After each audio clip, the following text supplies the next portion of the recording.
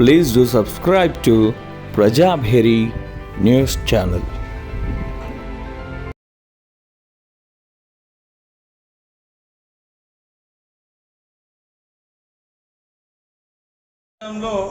IMBA కోర్సును ఈరోజు self ఫైనాన్స్గా మార్చిండు.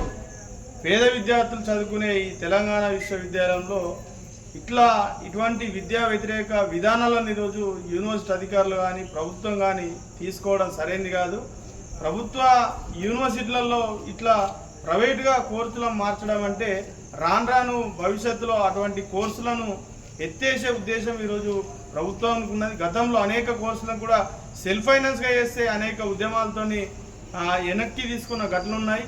ఇప్పుడు ఈ విద్యా సంవత్సరం కూడా తెలంగాణ విశ్వవిద్యాలయంలో ఉన్నటువంటి సెల్ఫ్ ఫైనాన్స్ కోర్సులు అన్నీ కూడా రెగ్యులర్ చేయాలి.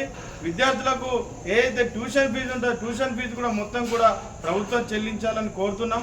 ప్రతి విద్యార్థి కూడా ఇంటిగ్రేటెడ్, అదేవిధంగా పీజీ విద్యార్థులకు నెలకు 3,000 రూపాయల స్టైఫండ్ కూడా ఈరోజు ప్రభుత్వం చెల్లించాలని ఈరోజు యూనివర్సిటీ అధికారులను డిమాండ్ చేస్తున్నాం.